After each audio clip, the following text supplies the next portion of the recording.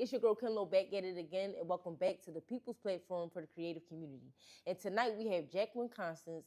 She is a singer, songwriter, artist, creator, and we are happy to have you tonight, babe. Happy to be here. Like, I'm ready to, kick it, have a good time, talk a little something, you know what I'm saying? Talk a little shit, it's cool. Just talk a little shit, you know what I'm saying? I'm glad to be here for sure. But while we here, Oh, not with the legs crossed. I see you. Okay, I'm ready. How was your day today? Today was long, you know what I'm saying? I am also in a space of like transitioning through 9 to 5 and things. So that is part of the journey and part of the grind. But like today was a day, but How are you feeling overall? I'm feeling good. I feel like, everything comes with a learning possibility in it. So I'm happy that I experienced what I needed to today, and it's allowing me to kind of set up to where I need to be on this path. So I can't complain too much, you know what I'm saying? So it was good. That's good. Okay, period. So we're going to get right into the deep. Let's get it. Let's do it. So when you first started singing, you was about 7 years old. Yeah, I was about 9 years old. 9? And okay. I always knew I could sing, right? Like I always did a little like zzz, zzz, zzz through the house, right? Just real cute. Like I could harmonize with the radio. I could mimic singers online. Like I could do that. Like that was a thing. But I didn't really know that, like knew that was a gift until my mom was like, I see you singing. I'm gonna sign you up for this talent show and you're gonna do it. Find a song, prepare it. It's in 2 weeks. And she was serious. She was serious. Like she was dead ass serious. I said, Mom, and I'm 9. I'm like, Mom, what? Chill out. Like, chill out. Like, what we doing? Like, what's up with you? Like, I was mad too. Like, I think I might have cried, like the whole 9. But she signed me up. I sang Brandy's Angel in Disguise. Come on. And that was my first show ever. And I've been performing ever since. Really? So she clearly knew something that I didn't. But I literally like got the bug that night. And I'm like, you know what, Mom? I know that's right. She ate that in. She ate that. And she tells the story every time we go out. She be like, it was me. It was me that put her on her path. It was me. You know moms. Of course, especially that mom. Oh. Shout out to my mother. Shout out to the moms, because she be like, okay, you need to put so-and-so on your show. Okay, okay, because they be knowing. They be knowing who to add a little sprinkle to. It'd be like, her right there, get it together. Bring her. I'm like, yes, ma'am. Now, don't get me. Now, while you was on the stage, how were you feeling? Especially at 9. I mean, anything that a 9-year-old would feel, right? Like, so like the nerves, what the hell am I doing up here? Like everyone's staring at me. Like, what am I doing? Like, this is weird, but also I'm doing the things that I love. Like I love to sing at that point. And it was like, oh, this is fun. And after like the first minute of just like nervousness, I'm like, oh no. You skated. Yeah, this was cool. I'm like, this is cute. And I'm also a Leo, so like attention is like. I'm a Leo moon, so I get it. Oh, see. I get it. You get it. So it was like after the nerves wore off, I'm like, everyone's staring at me. Okay, I'm that girl. I'm the birthday? Come on. Oh, okay. Come on. Period. Okay, let's go. Let's keep going. I think I might have kept singing after the track stopped, maybe. I think that's how deep I was in it. You was that girl. You said, you know what, I'm going I knew it. Like, I knew it then. I'm like, okay, this is cute. I can do this. And speaking of being that girl, you went to CAPA. I did go to CAPA. Like, with some of our greats, Oh, Yes. So I did go to school with like Jazmine Sullivan. Oh. Yes. Yeah, she's our girl Jazz? Yes. So she's a year older than me. So she was in a grade older than me. Wow. Yeah. How was that experience? First of all, amazing. 1. 2, Jazmine's always been a beast. Like, I feel like people think, I mean, you've seen the archive footage of her like singing at 12. Right, yeah. But she's always been that amazing. But she's always been like super down to earth, super herself, very much so like Philly Joan down, right? Okay. So to see her and to like be at school with her, it's like, okay, that's Jazmine. Yeah. You know what I'm saying? Like not realizing that, oh no, she's gonna be Grammy Award winning. She got like Billboard charting singles. She has like albums that are like selling crazy. It's like, oh no, you're a star. Absolutely. But you come to this high school every day. That's kind of crazy. But like that's just the nature and the energy of who she is. I love Jazmine down. Like she's amazing. But you was always surrounded by greats. Like we talking about Jazmine Sullivan, but Yeah. mind you, your journey going into CAPA, you was trying out for the trombone. I was. So what made you want to go for that instrument Ooh, in itself? yes. Like what made you want to choose that instrument and go for that specifically? You know what? I don't even think I chose that instrument. Let me be real. I started playing the trombone when I was in elementary school. Okay. And it was one of the last instruments. Like when I went to audition for like the band and like, you know, it was one of the last instruments that wasn't picked. All the like the cute shit was already taken. So the clarinet was gone, the flute was gone, the violins, all the violins was gone. So it was all like just brass instruments. And like somebody before me got the last trumpet. So I went in and they would talk to me about music. And I told them I like music, things like that. But they looked at like my arm length. And they're like, well, you have long arms. I think you might be able to play the trombone. I said, what's a trombone? I don't know what that is. But I ended up picking it up. And that's how I started learning like music, like reading music, like, you know, pitch and like key signatures and things like that. Like I got some of my roots as far as like music itself through playing the trombone. And it's one of those things that I'm kind of mad that I let go, like in my adult age. But I was just so embarrassed lugging around this like, this big ass 4 foot long case on SEPTA. Like, you know how embarrassing it is to get on a SEPTA bus with like a 4 foot long trombone case as a joint? Right. That's crazy. So I'm like, nah, I'm not doing that. So by the time I got to CAPA, instead of auditioning as an instrumental major, I auditioned as a vocal major. Right. So it was like, okay, I'm gonna do something different because I just don't want to be lugging this big instrument around for another 4 years. And I got in as a vocal major. So, you know, and the rest is history. How was the audition? Because you can sing down, so don't shy away. You know what? The audition was interesting because it was also one of those instances where they give you like 2 weeks to prepare. They tell you that you have the audition. They give you a date. And then you have to prepare a piece, have, you know, sheet music ready with you. Okay. And you sing. And you sing in front of the faculty. And then you take a music theory test to see where you at and how proficient you are in music theory. And that's how it went. It just so happened that like, I think my audition was okay. Okay. But I was really proficient in music theory. Like I could read music really well because I come from an instrumentalist background. So I think that helped me kind of get into CAPA, you know. But, you know, CAPA was a time. It was a time. People say, was it like Fame? And like it was actually like people like dancing on tables, singing in the lunchroom. Like it was. Oh, y'all was really like that. We was really like that. People might say we're pump fake it. No, when I was there, we was really like that for sure. I'm gonna live forever. Like okay, I'm gonna learn how to fly. Who was Leroy? Y'all had your Leroy? We had a few. We had a few. Okay, we had a couple. I ain't gonna out nobody. I ain't gonna say no names. We ain't gonna say no names. Okay. But we see. But we had a few. That was just the diversity of like the arts at that school. Like you're gonna run into people who are really about their creativity. Like even at that young age. You know what I'm saying? Like we're all children. Right. But like we would stay at school till like 7, 8 o'clock, making sure that we were ready for our shows and performances and concerts. Like we were that dedicated. That was discipline. Yeah, and I think that's where a lot of like even discipline now comes from. It comes from like being at CAPA because CAPA did it for sure. It definitely put some seeds in me for sure. And I love how you mentioned your roots as well. How it took you back to you know, dealing with instruments, but with your voice. I know that you were very inspired by Stevie Wonder, Ella Fitzgerald. So how did those musicians or artists shape you to who you are today? Ooh, you know what? I think a lot of, especially Ella Fitzgerald. Now Stevie down. But Ella, I think for me, she has a very specific cadence, a very specific way of singing, a very specific way of how she phrases like her notes and how she structures her singing. It's a masterclass. And like the first time I heard her, I ended up finding a 45, like a vinyl record at my mom's house that my Nana had.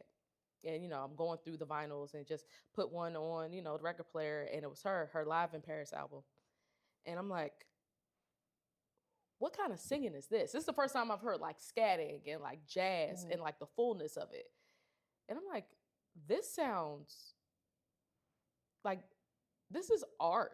Like, and I'm like, this is art. Like this is a masterclass. This is how I hope I make people feel when they hear me for the first time. And that even that thought at like 13, 14. I'm like, the excitement, the ability to be like, oh my God, like, what is this? That was my hope of like, everyone that hears Jacqueline at some point, Jacqueline Constance at some points gets that reaction. That first reaction I got listening to her. So like, I studied her for a long time. Like, I wanted to know how she did things. I wanted to know how she approached these records. I wanted to know how she approached her phrasing and how she sung. And like, I just wanted to know everything.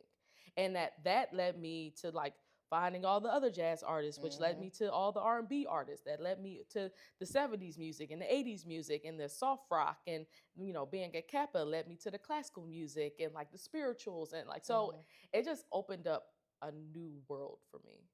So like, she's my paradox point. She's like, and for like the Marvel folks that watch all the like comic book stuff, like she was my nexus point.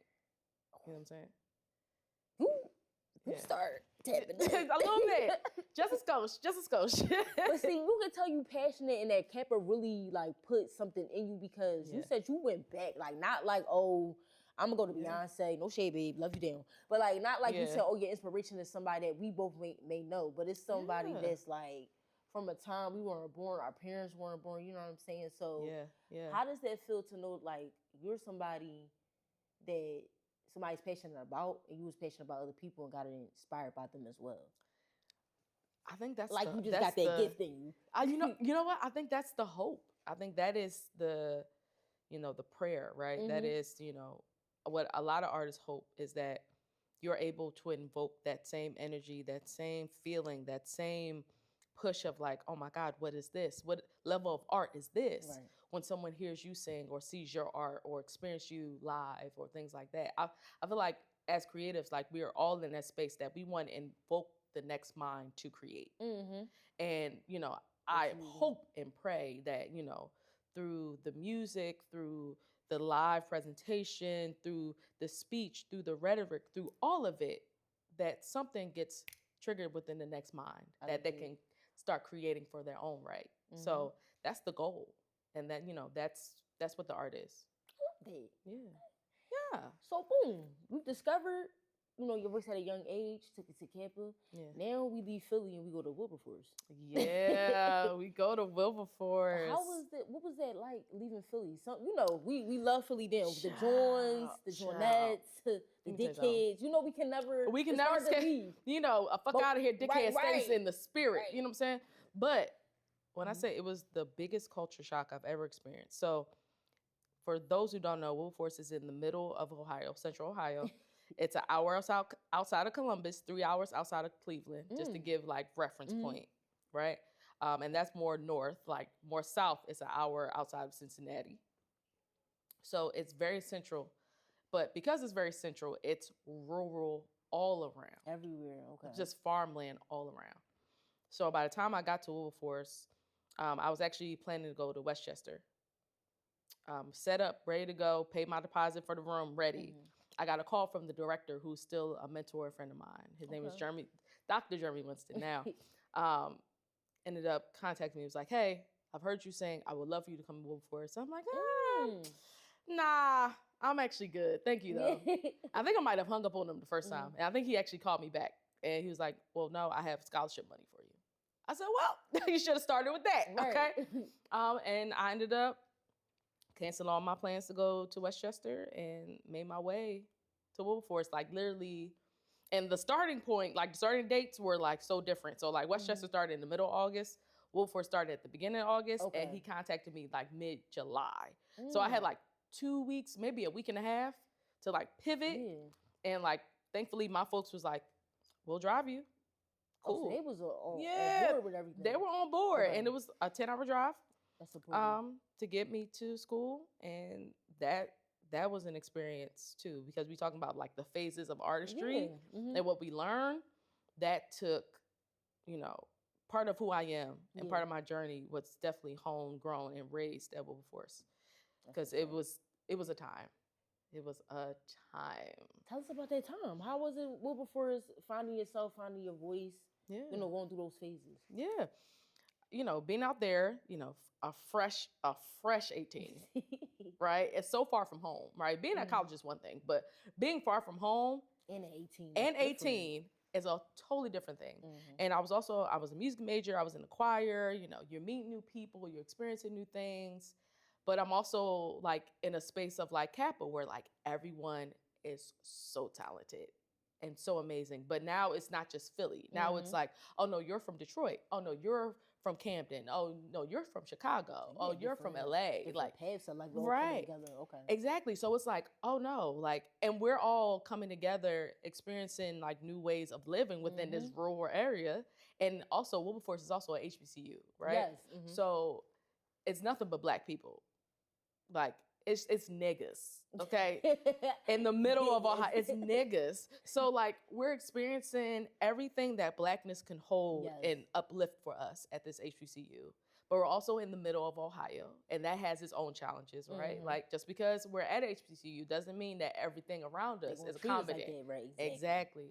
So now we're like learning like the microcosm of life, of like, being around your people, right? Is like important. But also, it's not necessarily always the case. Yeah. And you still have to be safe, and you still have to be guarded, and you still have to operate and, in a white supremacist structure. You know what I'm saying?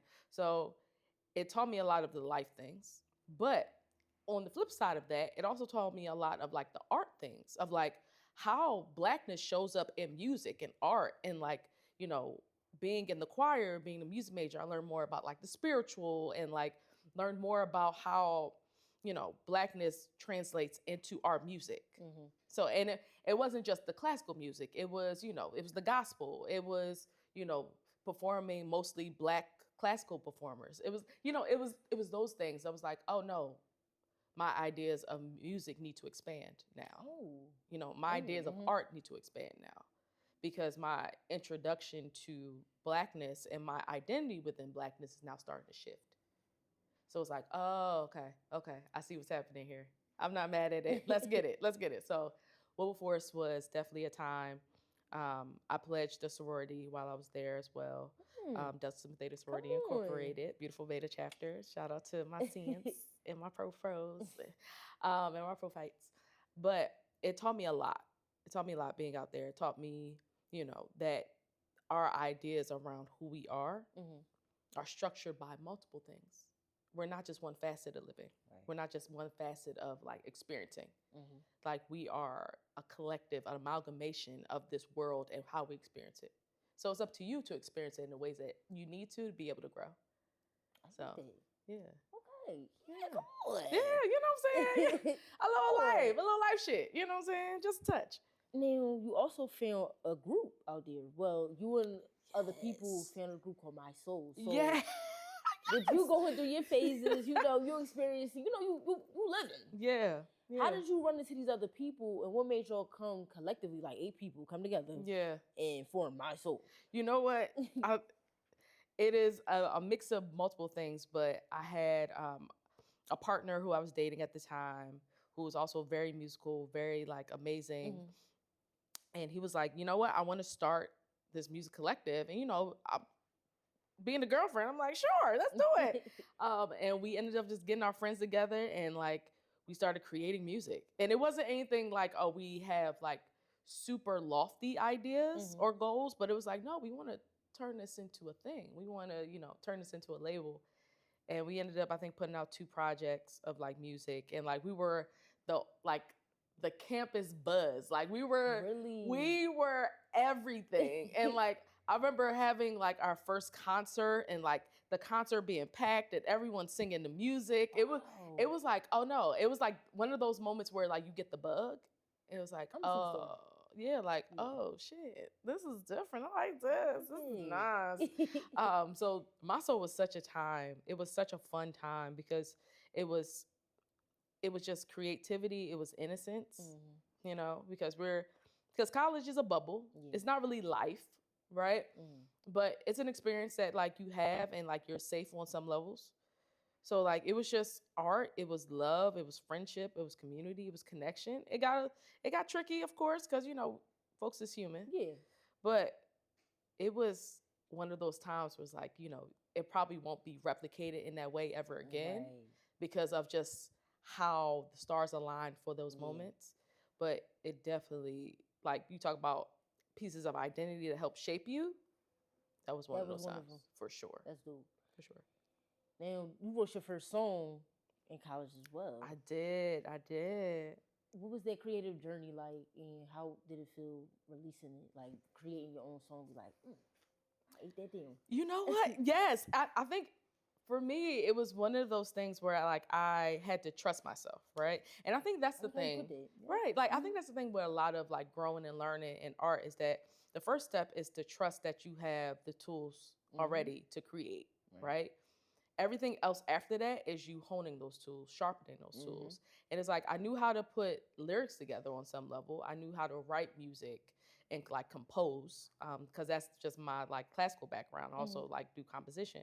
But like putting those two together was never really my strong suit. So I had people around me that like, this is what they did. Like they wrote songs and they were great at it. So I'm like, how'd you do that? I started asking questions like, so does the melody go, you think you should go up or down? Right. Should we like add a little, a little suspension here?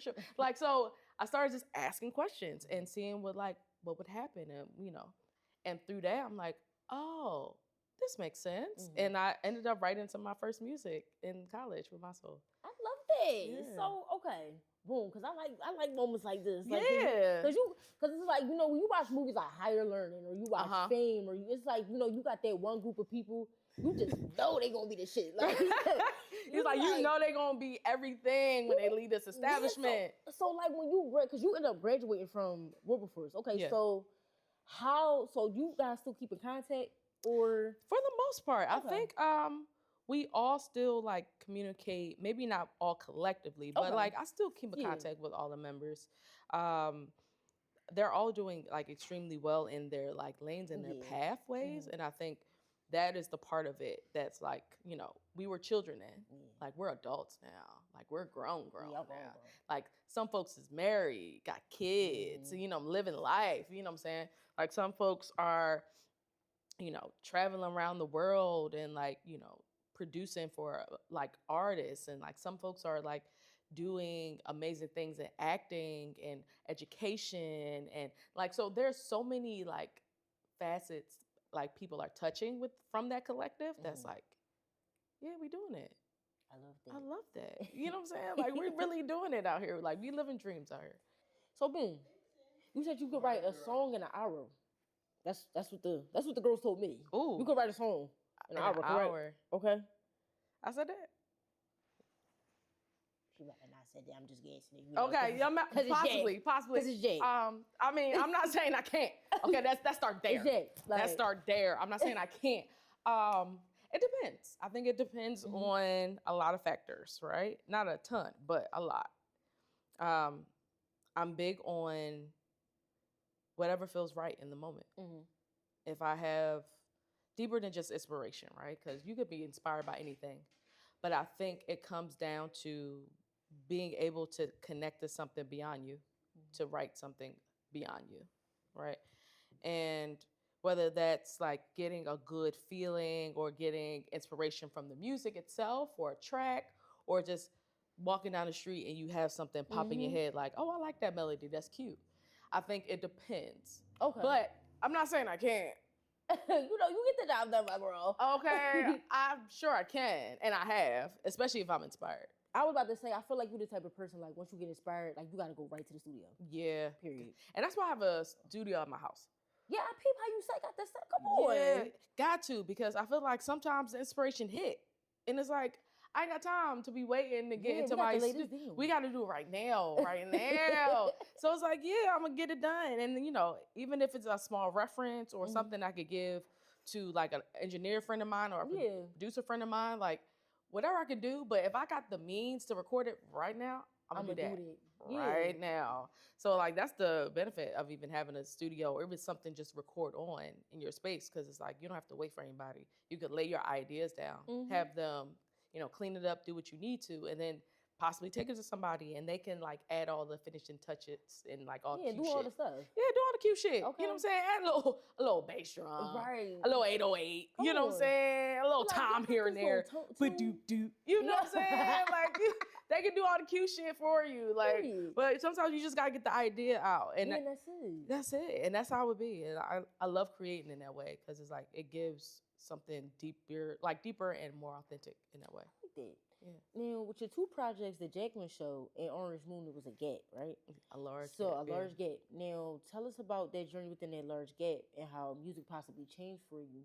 And when you came back to it, how did that feel in that moment? Ooh, that's a great question. So, Jacqueline Show came out around 2014. And at that point, I was just super excited about music. Like but I was also coming off of like a really deep at the time, because I was only in like early mid-20s. I was coming off a breakup, experiencing life. And, I was like, oh, I just want to talk about it. Yeah. Let's just pop it a little bit. Right, just a little bit. I just want to talk my shit real quick. You know what I'm saying? So like Jacqueline Show came out and like people really loved it and they were receptive to it. And I'm like, oh yeah, okay, cool. But life be lifing. Yeah. And I was quickly rediscovering the things that mattered to me and like my identity. And also at the same time, between Jacqueline Show and Arms Moon, I came out, right? Came out as queer. Come on. So I'm also going through that identity change, right? And like what that means and what that looks like to be a Black queer femme in Philly. Really like growing as a person. I was growing. Okay, growing pains. Okay, still got the stretch marks. From one phase to another. Okay, so period. Go ahead. Yeah. So it was like that person, and not saying that I'm not her per se, but like the person that was talking the way that I was on the Jacqueline Show, didn't necessarily exist in the ways that she did then, right?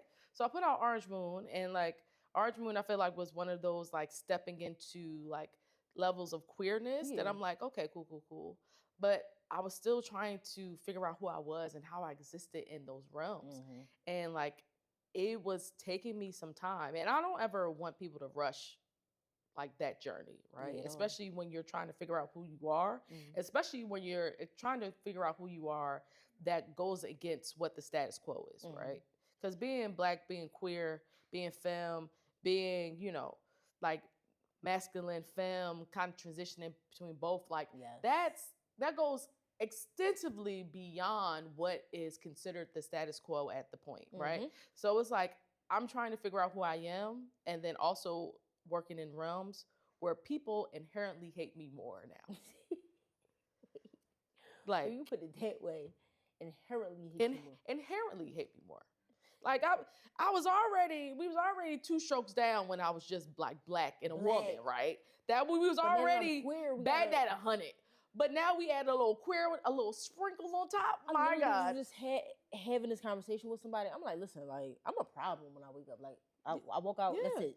I'm Black, I'm a woman, and I'm gay. Right. So. I'm an instant, like, factor in a lot of people's lives now. Like, just because I exist in this way.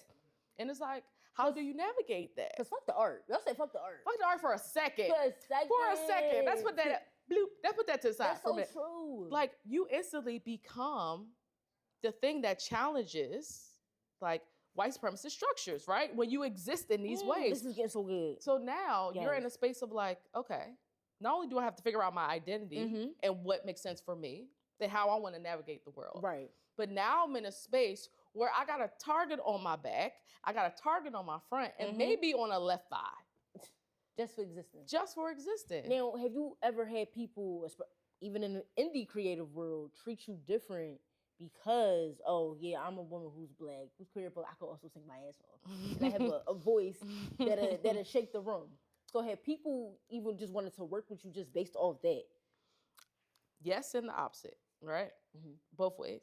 Where I've had people be like, let's talk about both. Yeah, both ways. Like I've had people be like, oh yeah, now that you in this space, cool. And then you get the, you in this space, maybe not. Yeah. You know, but that just comes with the territory. Right. Like, I would rather not be a cup of tea for everybody. I would much rather be your glass of wine. Come on. Your glass of Hennessy. You know what I'm saying? I ain't trying to be, I ain't trying to be matcha. You know what I'm saying? Come on. I'm trying to be like an old right, fashioned. Right. It's an acquired taste. It ain't for everybody. Nothing too crazy, just enough. Okay. Nothing too crazy, just enough. Just enough, period. So it's like you have to be okay with the identity that you observe that is you. Because you're going to be you, whether you like it or not. Whether you like it or not. Just step out that closet, boo. Just come on out. Now, if it's safe, only if it's safe. You said only if it's safe. I like Look, it. Only if it's is this my camera? Yeah, only if it's safe. Okay, don't you bring yourself out that closet if it's not safe, Bookie. Okay? Don't you stay right in there. You stay right in there if it's not safe. But if it is, come on out. Come on out, okay? Big sisters wait for you. Come on out. Come on out. Thank you. And okay, so now we know, she black, queer, can sing. Don't forget that. Okay. Boom. Just want to keep reiterating that. Okay, period. So, boom, you did classical music, but you stepped your foot in a little boop, tag. And you learned a lot about discipline through that. Yeah. So what did discipline teach you through vocalism, but using your voice? Ooh. It taught me that the voice is not only an instrument, it's a muscle. It is divine connection. It is your ability to connect with source in a deeper way. And my voice has gone through a lot of transitions, right? Like even last year, I was diagnosed with like vocal nodes. So like kind of been rehabbing my voice since then. Okay. Right. And I thought back then that I wasn't going to be able to sing again because I was having the rack of trouble with my voice. Like I didn't have the range. I didn't have the dexterity I used to have. I didn't have any of the vocal clarity. Like my voice was gone. And and it was gone for like almost like 8 months. 8 months? How did it like that? I still don't know. No, I do know. I wasn't taking care of myself. But before that happened, I was grieving. Okay. I was grieving a lot and I wasn't taking care of myself. So it affected my voice in a way that I wasn't expecting. But I thought I wasn't going to sing again. So I had to get back into that level of discipline. Like all those like smaller things of like making sure I'm warmed up before I even start speaking in the morning, making sure that I'm going through all of like my vocal training and all the skills that I learned while in college and while in high school, and making sure that I have all those like skills and tools with me. I like that. So I had to like second nature. I had to bring those back because I lost those for a second, just thinking I was invincible. Yeah, I feel you. Listen, you know what I'm saying? Just like working out. Don't we talk about that? Okay, you hop up in that gym. You're gonna do your stretch. You might injure something. Okay, because you will get humbled, and I got humbled a little bit, and I'm like, you know what? Let me go back to my training, and that training saved my voice. It's the reason why I'm still singing now. Because I had to go back to the fundamentals. And it took me a minute. But you here. You back. Yeah. Here I am. Now I'm still, like I said, I'm still rehabbing. I'm still not 100%. But I'm back a little bit. You know what I'm saying? I'm getting there. I'm getting there. You know what I'm saying? Like, I'm getting there. And back to your songs. We got Orange Moon and we got Bitter Girls. And we got Carl Thomas. Now, how do those relate? Because we got one talk about two women finding themselves, and then we got one about heartbreak. Yeah. And Carl Thomas, he emotional. So. Okay, period. It's okay. So we talk about our emotions here. Yeah. So now, do they all coincide with one another, or are those three different phases that you went through? Definitely 3 different phases. I think, Bitter Girls being part of the Jacqueline Show, that was a phase I was going through, coming off a breakup. When I was younger. And then Orange Moon was more like nothing I actually did in real life. I get that question a lot because the song is about me, like, cheating on the cheater with the cheated. You know what I'm saying? Like it's one of those type songs, right? No, that did not happen in real life. I was just being dramatic, okay, for the sake of the plot. But that was also like, exercise in the writing bag, the storytelling, right? And then Carl Thomas was a space where I was coming off of a breakup, but later on in life, more mature, more like realizing like, this wasn't ever meant to work, right? So definitely like totally different phases of like heartbreak because I was in different phases of life and maturity in each one. But I think Carl Thomas for me is probably the one that is still more reminiscent of who I am today still, because it's like the acknowledgement of like, yeah, I'm a little hurt, but then it's like, you lost out a little bit, and that's okay. At least you can admit it. We love a Leo. Okay, we as honest. Ability. Here's the thing, we are honest. No, Okay, y'all are. I love y'all. We are the sun. Like when the sun is out and shining, we gonna shine down. Okay, but when that chill out, young boy. But you know, because when that motherfucker set. Yeah. Oh, I know. Okay, it's like, oh no, we gonna be honest. Because what do we have to lose? She said a lot to me. What do we have to lose? What do we have to lose? Y'all so whimsical. Okay. Y'all so whimsical. We're fun. You're fun. A Leo's always gonna give you the best time of your life. I do have a time. Okay. Okay. Yeah, okay. Speak it. I have a time. Okay. Put it out there. Let them know. Let them know. I love my little lion. You mean? Okay. You mean? Okay. Period. Let them know. My little lion. She a joint. She a joint. She do what she do. Okay. You see the mane. Okay. Okay. Period. You see how it go? Yeah. How it do? Period. I'm not gonna get too much in the zodiac because if I talk about Virgos, how much additional? No, because my best friend is a Virgo. One of my best friends is a Virgo. So boom. Yes. So I was about to ask a question. So how do you deal with a Virgo best friend? Patience is the big one, okay? Because a Virgo gonna speak that mind. Every time. Because I'm ruled in Mercury. Thank you. Okay. It's gonna be clear. It's gonna be concise. It's not gonna be misconstruable in any way, shape, or form. It's gonna be very clear. Okay. Very clear. Capital C. A few times my best friend has been like, hey, come here. So that right there, that's not gonna work. That's not gonna work. That's not gonna work for me. Fix that right now. Like right now. Right now. I'm not even gonna give you time to even like think about it. I need you to fix it right now. Oh my God. Yes, ma'am. I sure will. Mm-hmm. You love them down. Because you gonna fix it. Because I'm gonna fix it. Because here's the thing about a Virgo. Virgo's not gonna tell you anything that doesn't apply. This is not an ego-driven thing. This is like I peep what's going on. I don't like it. And I love you. So not the finger saying I love you. So then how as a Leo, how do you respond? Do you gotta growl first? You might do the little. All right. Yeah, I guess. You might get hit with I guess. Or it depending on the severity of it, like, okay, all right, I got you. Solid. Because the thing about Leos appreciate honesty. Folks think that Leos can't take honesty. I was about to say, but help me out. Hear me out. And people about to be in the comments, no, that's Leos. Hear me out. Leos love honesty. Mm-hmm. But you got to deliver that honesty with care. It got to be in care. It got to care, compassion, empathy. It got to be packaged like that. All right. If it ain't packaged like that, you can leave it at the door. Send it in the email. Damn, I just feel like y'all both told me about myself. Yeah, keep it in the 2 different ways. Keep it in the drafts. For sure. Keep it in the drafts? Keep it in the drafts. So yeah, rewrite it. Because I'm a little aggressive. Now, maybe, possibly. Care. Wait, but a little softer, right? Not even softer. When I say care, I don't necessarily mean it has to be like gentle. Okay. We could take it. It has to have care in it. Concern. Okay.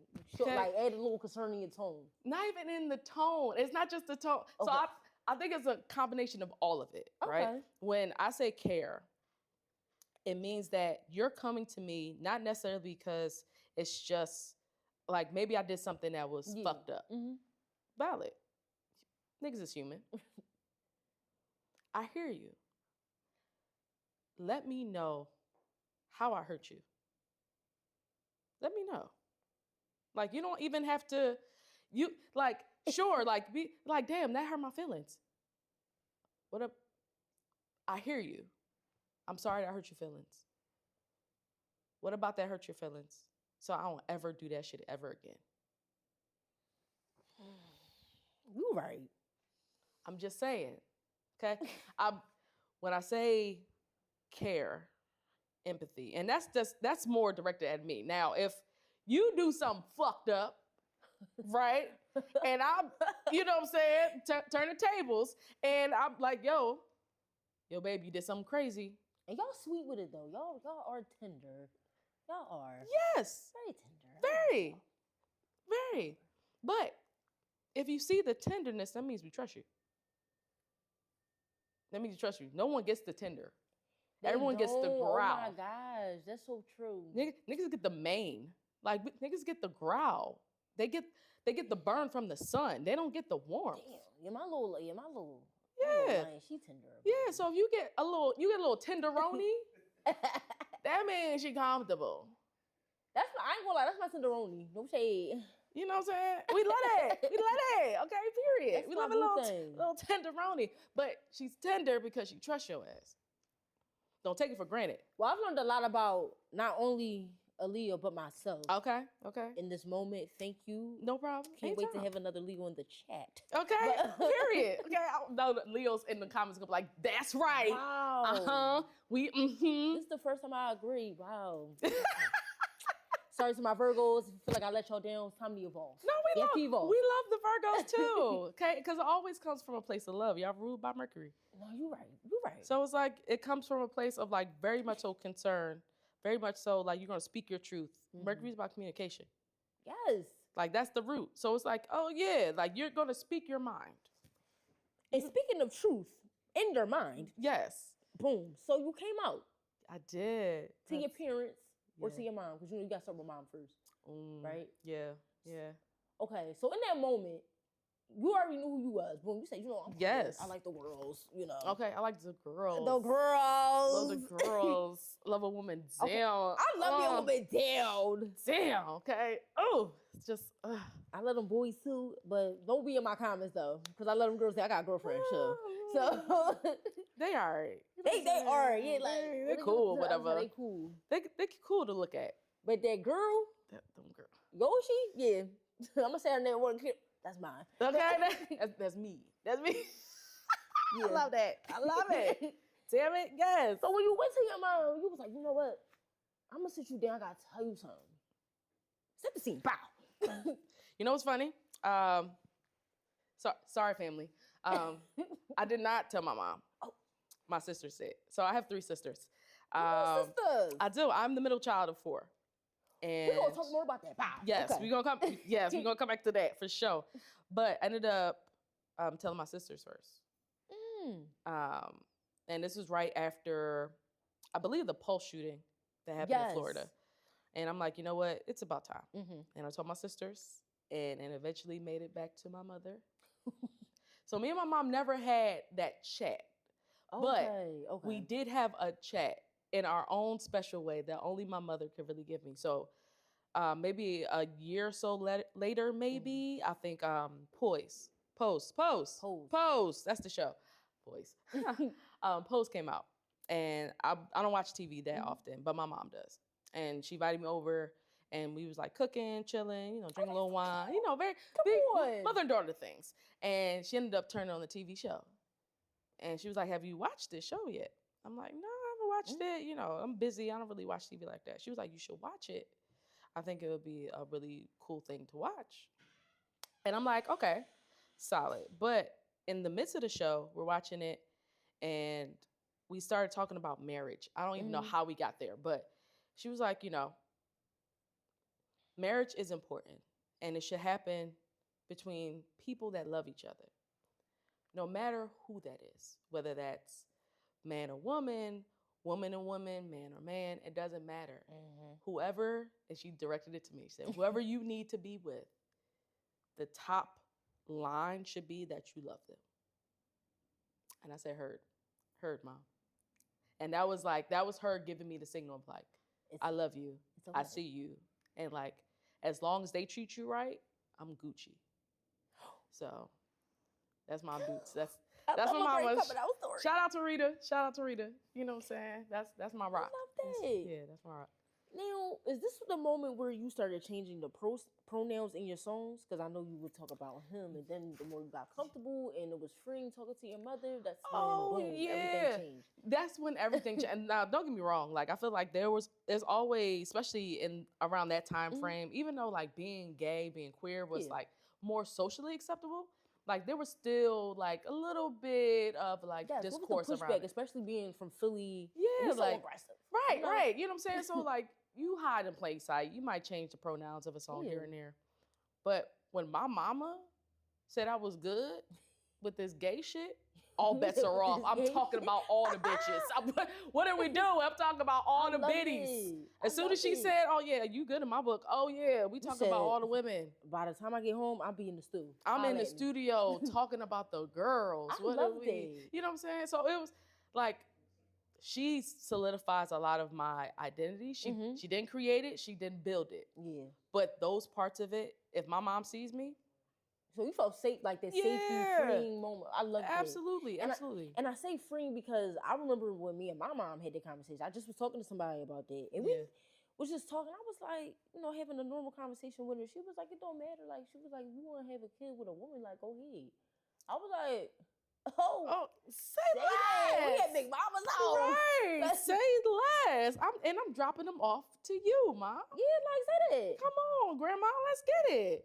That's right. Yeah, I'm like, yo, Steph, you think you can... You babysit tonight or no? Like, you good? If it ain't on you, just let me know. Right, just let me know if you ain't free. You know what I'm saying? If you're not available. You know what I'm saying? So now with the music you write now... Yeah. How is it shaping who you are today? Like the Jacqueline we know, the one that's doing the shows, changing the image, the sound. Yeah. Get into all that because we love to see it. Yeah. I think the Jacqueline now has gone through a lot, right? I mean, as one does, maturing, growing, becoming a better person, moving through, the ages. But who I am now is a direct reflection of the hell I've gone through and survived, right? And it's no secret that I've had some really, not just challenging, but like really dark experiences recently. And it's shaped me. It's molded me into someone who's unfuckwittable. And I ain't really got time to be dilly-dallying with the possibility of who I could be. I'm talking about right now and who I am and who, like, this form, this shape, this soul, this spirit was tried by fucking fire. And I'd be damned if I let anything or anyone deter me from that path. Come on. You know what I'm saying? Like, I'm here for and I feel this in my spirit. Like, I'm here for a very specific reason. Good. You know what I'm saying? So I'm pushing on this path because I feel like I have no other choice. You ain't got no other choice because and I'm going to tell you why. Boom. Here's the PowerPoint, right? So. Let me know. Okay, so boom, right? Watching you grow as a creator, okay? We see you on stage. We know that you can sing. You got your loop machine. We know that you can put the whole production by yourself. Yeah. But what we didn't know is that you really have the right to actually talk about music because you lived it. Yeah. You lived, through the instruments. You lived through the phases where you were passionate. You studied, the greats. You did that. Yeah. And you can speak on certain topics because we have that experience. Yeah. Yeah. And because of your experience, people are now seeing, okay, she's more than her music. She has a voice and she knows what she's talking about. She knows the understanding of hip hop. She knows the understanding of R&B. She knows where it originates from. She knows how it shapes Black people as a culture and not just, for herself. Like you got these different celebrities and not just anybody. It ain't like you got these, Teddy. I seen that. All I want to do is on Zoom. Right. Commenting. Like you got these top people really understanding where you're coming from because they lived those experiences. Yeah. So with that being said, yeah, you ain't got no choice, mamas. Just wanted to put that out there. I appreciate that. Virgo. Okay. Yeah, like you really ain't got no choice. Feed it to me. Like, pump me up. Like, yes. Thank you for that. Yeah, like you deserve your flowers. Thank you. You do. We talking about we saw the followers going up each day. We saw it. Like Yeah. I remember seeing. I said, "Damn, that was Whoa. fast." Said, whoa. Wait a minute. Wait a We had minute. 100K. Wait a minute. That was a week. It's like 10 days. That's crazy. But now Child. that you got there, and we see the hard work that you Yeah. did and still doing, Yeah. what's that like? Like knowing these people know you. Teddy and them know her, y'all. Yeah. I know her, y'all. To be really honest, it's different. And I say that as someone who's still like building a career, building a fan base, building a supporter base, and all those things. Heightened visibility in itself is different. Heightened visibility on social media is different. Heightened visibility when people know you is a totally different ballgame. And I'm adjusting in ways that like it comes with the territory, but also it's like this is different. Right. Like I think not the weirdest instance, because I don't want to call it weird, but like the most interesting instance I've ever had was that I was at the gym, and I'm a gym rat down. I'm always in the gym. Like if I can't hit a 2 a day, like I'm always in the gym. So I'm in the gym. I'm stretching, like finishing my workout. Boom, we did a 2-hour set, like strength training, heavy weights. I'm in there stretching. Someone is staring at me, and I'm like, it's Philly. This is Philly. Okay, so like you staring at me. I'm like, what was you looking at like? Hello. But they ended up coming to me, and it was like, are you like a content creator? Like, have you gone viral lately? I'm like, maybe. Right. I don't know. You know what? He's like, oh no, you're Jacqueline Constance.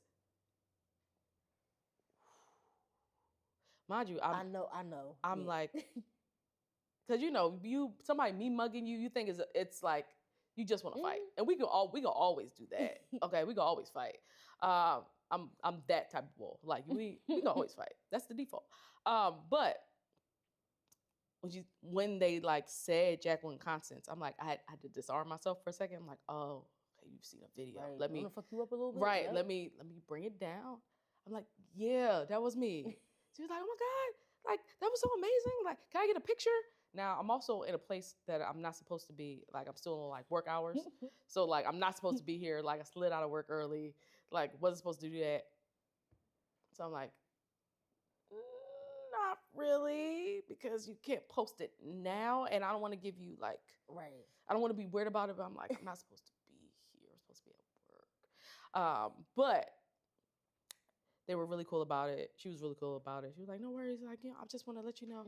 So it's like stuff like that. That's like, oh, this is different. Yeah. This is different. That's a thing. It's a thing. And I appreciate it. Don't get me wrong. Like I appreciate it down, but it's different. It's very different. And I'm still adjusting. And it's still in the scheme of like where I want to continue to go. This is like first steps, right? Like these are baby steps, but it's different. I just know what it is, because how did you find that was it? Like when you set everything up and you did this song and you was like, okay. Can I be real with you? Okay. I posted a video. Like now don't get me wrong. I've been doing content for years. Years. I had little splashes in the bucket here or there. Right? Cool. I posted a random video of me singing a song on a random Saturday. I usually don't get any hits on a Saturday. Like Saturday midday too, like 3 o'clock. It started to do numbers. By the time like Sunday hit, had like 500 new followers. I said, oh, I ain't never seen that amount of movement. That's crazy. Welcome, y'all. Hey. By that Tuesday, I went from like 5,000 followers to 11,000. And I said, oh. Okay. I'm not playing, right? Okay, so I'm like, let's keep it going. And that's how the series started. It was like, it took one video doing something. I'm like, okay, people like this. Let's keep going with it. And honestly, it'll be 2 years in August. And then we're coming up on the 200 series video. Yeah, so, I did, because you posted 199 recently, yeah. So I think by the time folks see this will be in like the 200 territory. So it's like, it worked. And it's gotten me a lot of visibility really quickly. And I'm thankful for that. But now it's time for the music. Yeah. You gotta It's time for the music. So you said Jill Scott's first album showed you the music you wanted to make was possible. And the Philly and her made it hit different. What does Philly actually put in the music for you? Ooh, that is, oh, that's such a good question. Philly has just a natural level of like grit, right? And I love that word, grit. you can hear the difference in a Philly artist than you would like a New York artist, a Detroit artist. Not saying anyone's better than the other, but there's a very particular lived experience that like a Philly bull, a Philly John has that shapes how they do music. It shapes how they structure lyrics. It shapes how they say the words. It's like you can hear it. And like our experiences in Philly are really bar none, because like don't get me wrong, like there are other cities that are doing hip hop and doing R&B and doing music in these ways, but that particular album came out of like neo soul, right? And neo soul was birthed here. Yes. You know what I'm saying? Like a lot of other cities can claim different genres and things like that. Neo soul is inherently Philly. Listen, that's us all the way. All the way down. Starting point, like the hardest niggas listen to neo soul. Okay, that's us. Because it was like such a groundbreaking space, because it took some of like these natural rhythms and patterns that we already knew, and like expanded on them in like these different ways. And it's like, oh, this is nice. I like this. So that her first album, it was one of those albums where I'm like, you know, like I talked about Ella Fitzgerald. It's like anything that makes the light bulb go off. It's like, oh, okay. We could add like, you know, some classical melodies in here. Like we could add like an ostinato bass, like to like we could do that. Oh, okay, no. So it's like one of those things where I'm like, oh, I could actually use like this classical training. I don't have to drop it off. I could use it to start creating this music. Come on. So it's like, okay, I see myself in this album. I love that. So yeah, it felt like home. It felt like home. Yes. Feel safe. Feel safe. Yes. It's Philly down. Yeah, Philly down. Like Jill Scott is undeniably, no matter where she moved, where she live at, right? She is undeniably She's so Philly. She's Philly. But that's what us Philly folks do. No matter where we go, we're going to be Philly. Always. It's always. So it's like that album is one of my favorites. Well, I love Jill Scott, period. Okay. So, because y'all know how I feel about my girl Jill. Okay. She's on the show one day. I'm going to call you. Okay. Call you, my girl. Okay, come on out. Okay. It's nice here. Thank you. We got Ella, we got Jill, and we got Kendrick. Yes, I knew. Yeah. I knew you was going to love that one. Yeah. Now, how would you say that he's changed the way you actually like construct a song? Ooh, Kendrick Lamar. First of all, now we can play sides and favorites. I know what folks gonna say. Like, oh, you just sure. Say what you want. Sure. Say what you want. But I think there's fundamentally something deeply musical about what Kendrick Lamar does. You don't always get that from a rapper, right? Like, I think that's where people like lose like some of their integrity of the argument when they talk about who's better. Like Kendrick is inherently musical. Like he puts songs together, like, but songs in ways that like even his backgrounds be having melodies. And I'm like, I'm about to say, like he switches his tone up, like he gets into a character gets like, out of character. Yes, it's literally like it's theater. It's drama. Yes. Like every time, every album, like from Section 80 to Overly Dedicated before that, the mixtape to up until Damn to, the Big Steppers. Like Damn, I really feel like that was a step for all that was the one for all. That was the winner. That was the Pulitzer Prize winner. You know what I'm saying? So it's like when you listen to a Kendrick, you also listen to his phases, right? You listen to how he's matured, but you also hear how he has reimagined or how he's relearning like facets of music. Right. And that's the part that gets me. Like you can tell he's a constant student. He's constantly learning. And you hear it every project. And that's the shit I fuck with. I loved it. Like, you can hear that he studies this shit. Like, even down to like GNX. Like, GNX is a West Coast album down. But it's because he studied the West Coast legends to get there. And not just a Pac either. Like, you can tell, like, he put some intention into his work. I'm not saying that, you know, no one else does. But I'm saying he does it on a higher level than I feel like a lot of people do. So, like, the way he moves through music influences me. Because he moves through music like a screenwriter works through a play or a movie. Like, it's a concept. I love that. You know like what I'm saying? You put that. Yeah, like, man, let me tell you something. So, how you explained it was so beautiful. I'm like, wow, this is poetic in itself. But for sure. What does that look? How does the studio session look like with you and Kendrick Lamar? First of all, wait a minute, hold on. Come on, okay. Talk about it. This is what dreams are made of. Okay, I think the first couple hours of the session is just us talking. I can see that. Yes, it's just us. Like, he's a deep thinker. Yeah, like, I want to know how you think. I'm so curious on how you see the world because of how you shape the music. Your viewpoints, your worldview is different, and it's because of your experiences, and it's also because of, like, you're learning every day. Like, your ability to learn is doubled upon every day. I'm curious on how you see the world. Let's just talk first. I like that. But yeah. See, that brings me back into what you was talking about, how you go through your, different phases of music. So yeah, I like how you always talk about experiences, because some people go in the studio, they like, all right, I'm a musician, I'm gonna go in here because I feel like it's gonna make me some money. Yeah, of course. So how do you navigate that part about your experiences and then bringing it into the studio? Because sometimes it could be hard, creating after, any tumultuous point in your life. Yeah. So how do you navigate that part of your life?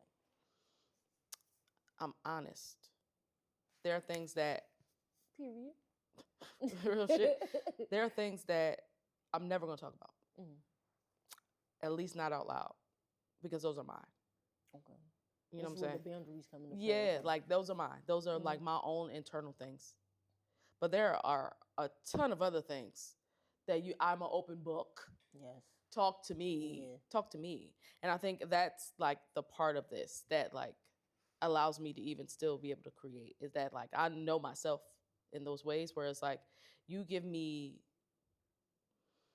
a particular subject and I'm like, You might have to, or I'm not above, like, reaching out to another writer. Yeah. You know what I'm saying? Collaborating with another writer. I'm not above that. I'm not one of the ones like, I wrote everything. I produced everything. And I'll be like, yeah, I could tell. You know what I'm saying? Like, I can tell. Like, but that was shade. Not to nobody. Don't be in the comments. Like, I know who you talk about. No, you don't. You don't know. But no, I understand my strengths and weaknesses. And that comes from the experience, right? Like, I understand what I'm good at. I know what I'm fabulous at. And I know what I'm like, not too much. You know what I'm saying? Yeah. And I feel like that goes into the creative process as well. It's like, there are things that I'm going to be able to knock out 30 minutes, boom, done, bam.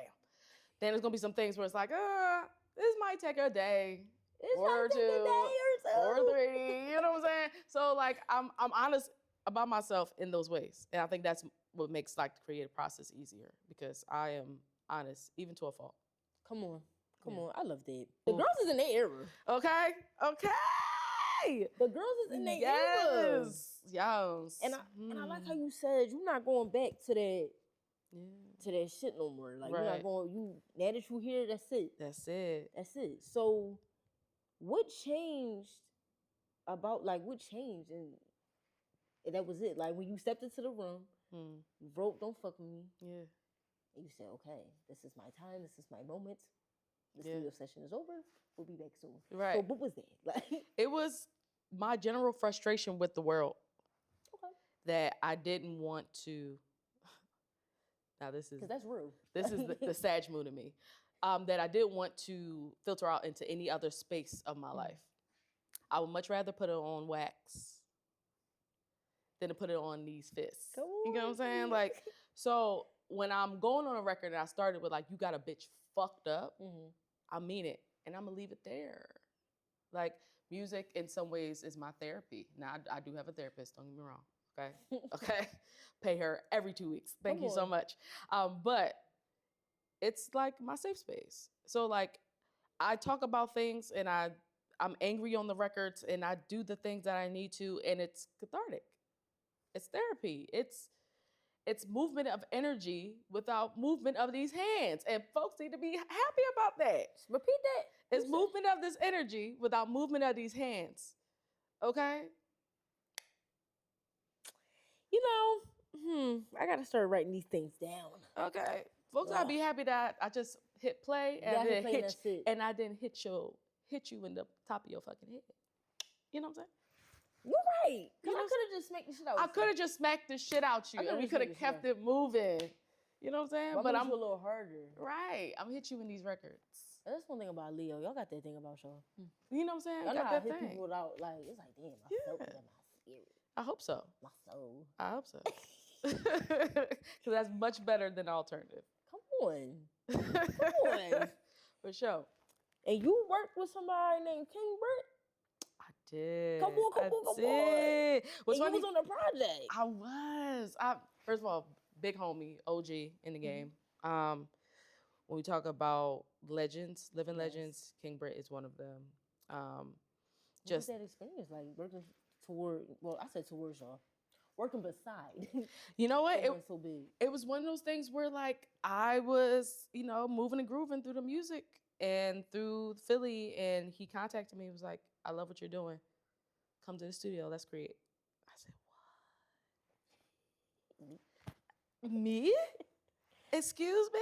Like, we're talking about one of the purveyors. Like, we talk about neo soul and that movement.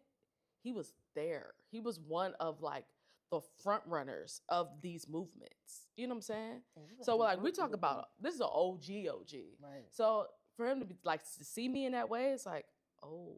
People watching. Yeah. And which is crazy, like the visibility of it. It's like, oh no, people are paying attention. Yeah. Wild. Because sometimes you work, you are creative. Sometimes you feel like you're in a silo, right? And you're like working and like you love what you're doing, but you don't know exactly who's watching, who's engaging. Right. But then someone confirms it for you. It's like, oh, we're actually big. Right. And we're actually doing something. Okay. Let's do it. So I got invited to the studio. We worked on music. On his last Lost in Paradigm album, which amazing experience. We actually took it on like a mini tour. I think 2016, 2017. That was the time. That was so good. And I owe him a lot because he taught me a lot around like being able to be creative on your own terms. So yeah. And what about working with More Mother and Nasaj? This is how you say it? Nosaj. No.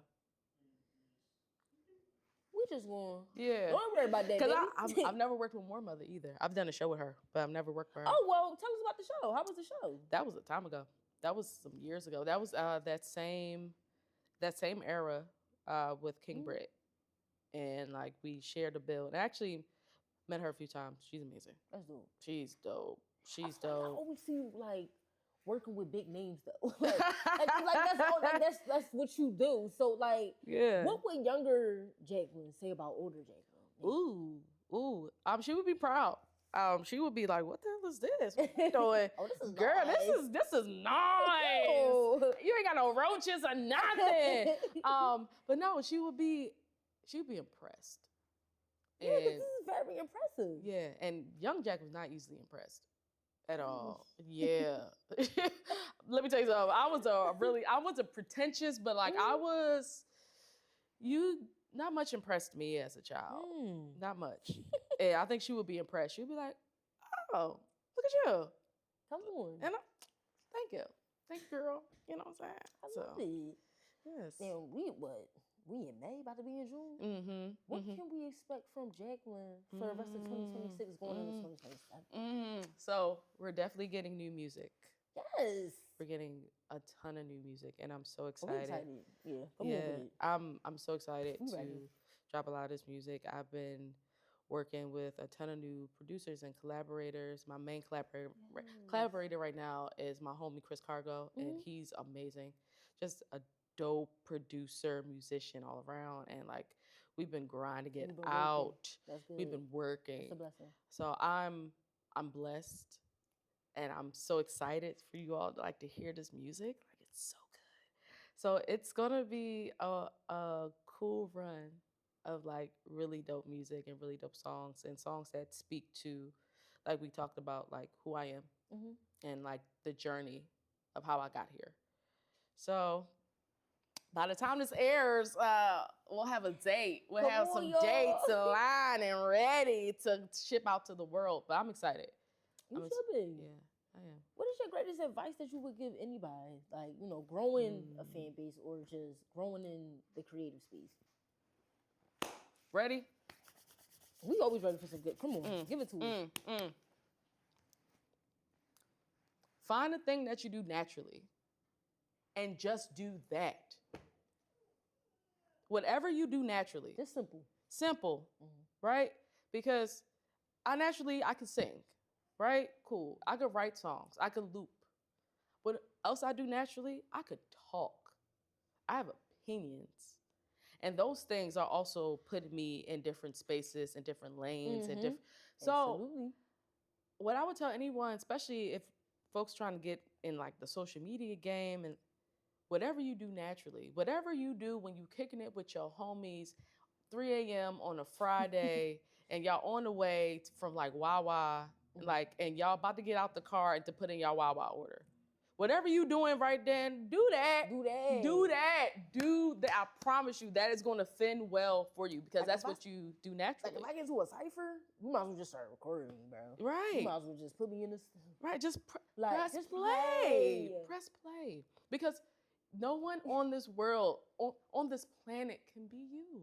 Come on. No one. And you're denying the world who you are if you try to fit into anything else that doesn't fit into who you are. That's So right. be you. Be like you. we don't want nobody else. We want you. That's so true. Yes. And stop letting social media dictate who you are. My God. My God. It's okay. But I get it. The algorithm rewards. I get it. Rewards, you know, the same type of things. Right. But every now and again, you break through because you are doing something that's authentically you. That's it. Like I literally watched someone create cakes based off the concept of R&B songs. Like they're a baker and they make cakes, I will send it to you. And they make cakes based off of like what they feel conceptually from the song.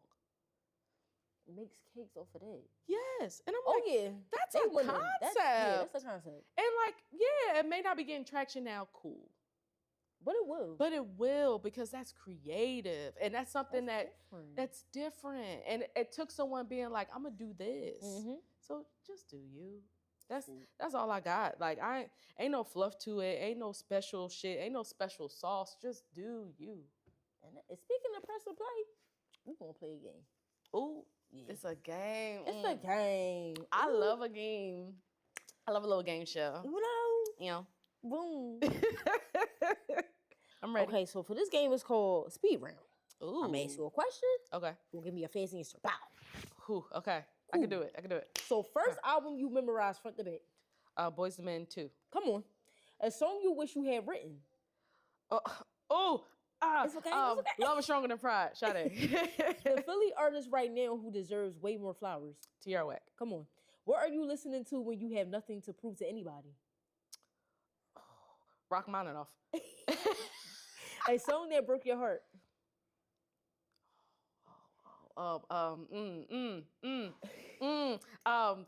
Anything Donny Hathaway. Okay. Anything okay. A song that put it back together. Yellow by India Arie. Philly in one word. Dickhead. That's what you right. talking about? Yeah. A lyric of yours that still surprises you when you hear it back. Ooh, ooh, ooh. In this one of the new songs I'm gonna release called "Slip Away," um, I say a line that says, um, "This love was cheap, bust at the seams like a bad size." I said, "Ooh, I did that." Went to write that one down. I ate that. Ate that. The looper dies on you mid set. What do you do? Ooh. We pull out the iPad. We pull out the tracks. Come on. Like, don't monkey mess up the circus, Come baby. on. Okay, That's we gonna keep it right. moving. Okay, we got things to do. We got things You to got plan. things to Okay, do. I always got a plan B and C. Hello. One song you could perform for the rest of your life. You Got Me by The Roots. She moved faster than a lot of you niggas. Okay. No, Copy that. I'll be doing what I can. So boom, then we gonna go to the next game. Oh, A good joint, oh, good joint. okay. So keep it, cut it, or lose it forever. Keep it Now, clean, lose it. with this one, it's 3 artists, 3 fates, and no way out. Ooh, okay.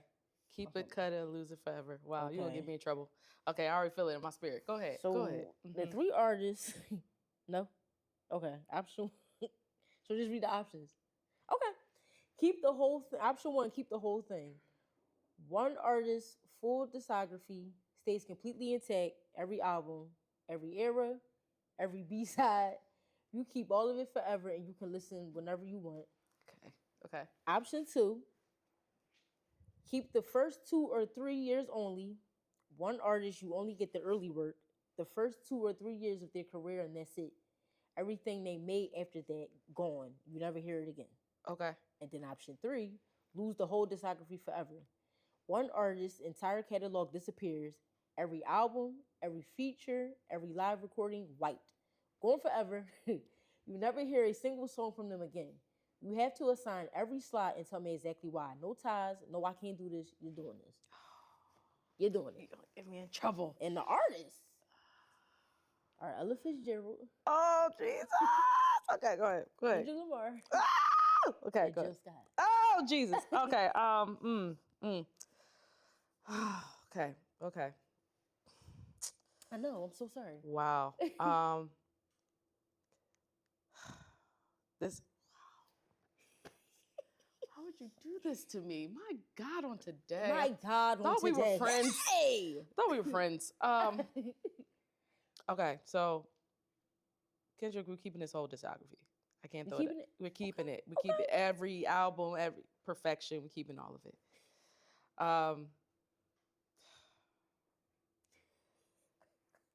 Jilly, we gonna keep them first 2 years. Them first couple projects. Ooh, okay. Now, this the thing. I'm only saying we can get rid of Right. Ella because Ooh, I know it hurt your heart, right? Yes, because look here. But she did mostly like covers, okay? Most of the music back then, but the jazz music was mostly covers. They were covers of, Right. so they weren't necessarily they weren't always original music. Mm-hmm. But that's the only reason why she's saying it, y'all. She love Ella. But oh my God, I'm so sorry, Stan. But you was honest. I gotta add some libations to the Liba- altar. God Oh. damn it, that was hard. Later, I know. Wow, Ooh, wow, so that hurt. sorry. That hurt me a little bit. It hurt you a Wow, little bit? wow, I gotta. Well, This. Thank you. okay. All right, we're back. It's okay. We're It's back. okay. Damn, that's crazy. That's a crazy game. Shit. But we gonna follow up. We got more. We got more. You gonna keep breaking my heart. Right? Now, what about this though? Oh, what about Lord. this though? Jesus Christ. If you only kept Ella's first 2 years, what specific recordings would you hold on to and why? See? Ooh, okay. Okay. Ooh, we can breathe a bit. Okay. Thank you. Thank you. I think most of the core of her catalogs in the first couple years anyway. So like, but I would lose that Live in Paris album. That was later in her life. Oh, that's fine. It's fine. Okay, that's fine. Well, I would. She doesn't necessarily have any like specific recordings that like fall in that category. Like she has like some bigger bodies of work, but like her more famous songs like A Tisket, A Tasket, and like she did a cover of Strange Fruit. Like those are kind of like earlier. sort of time frames, at least I think. So yes, that's kind of where I would lean, but that's hard though, because I feel like her best recordings are when she was older and like that voice was coming a little bit more seasoned. You know what I'm saying? Had a little bit more Old Bay on it. You know what I'm saying? Had a little spice on it. It's like, something like. That's such a hard question. I know this was tough. This is tough. This is okay. I forgive you. The one you lost forever. Is there one song from that catalog that genuinely hurts to let go? That whole Live in Paris album. That was like later. Yeah, that was later in her life. We gonna get through this together. I will cry. I will cry real thug tears losing that album. My God. Okay, you want to see a thug cry? That's a hurt piece. I know. I'm sorry. It's okay. The one you kept the whole discography. What era of their catalog shaped you the most as an artist?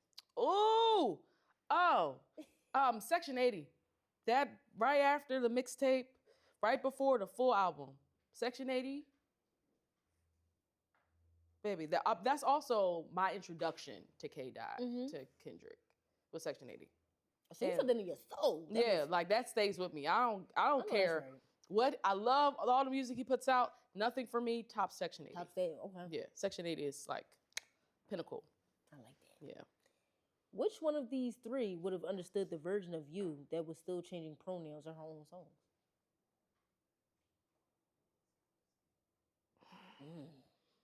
I had to look too, like, damn.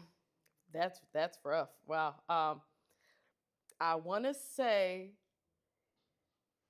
in current form, probably Kendrick, but I also think.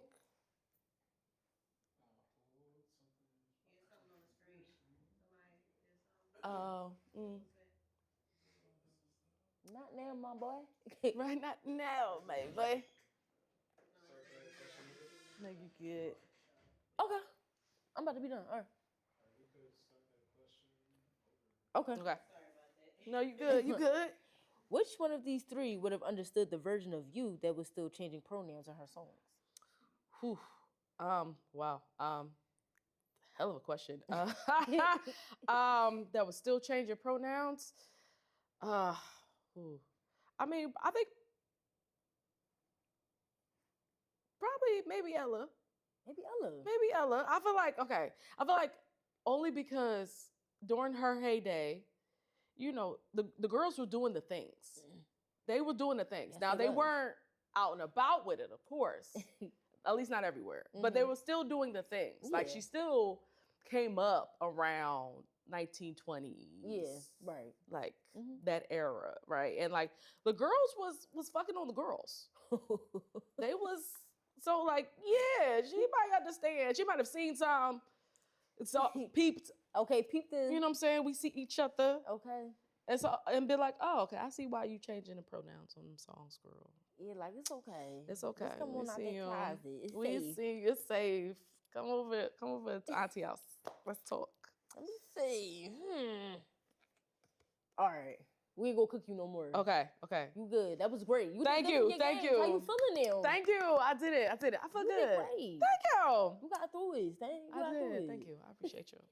Thank you. Now, from here, when you about to leave this chair, right? Uh-huh. Are you gonna leave this yellow chair? Yeah. And then when you go back home, don't forget about this interview, right? Okay? Real. Don't forget about this interview. Don't remember. Don't forget. Right. Mm-hmm. Who you are, sweetheart, ever. Okay? Like. Never. You got over 100K. Your voice getting better. You about to go hit the home stew. Okay? Every day. You about to release some music. Okay. Period. And with that being said, like, how do you feel now? Now that you in this spot? If God was like, you know what, that's it. How do you feel? I feel vindicated. I always knew. That's a great word, vindicated. Yeah, I knew it was gonna take some muscle to start getting to these places and these points. And I knew that I had at least the groundwork to start getting there. There was folks around who didn't, but I think the path that I'm on now allows me to like feel some vindication, like, oh no, I was doing it right. And I got to be thankful for that. So, oh, so you feel thankful. you know, Feel grateful. you know what I'm saying? Feel it in your bones. Love that. Okay, period. I want to say thank you. Thank you for being here. Thank you for having me. This was fun. We got to do this again. Of course. Yes. Yes. I would love to have you on again.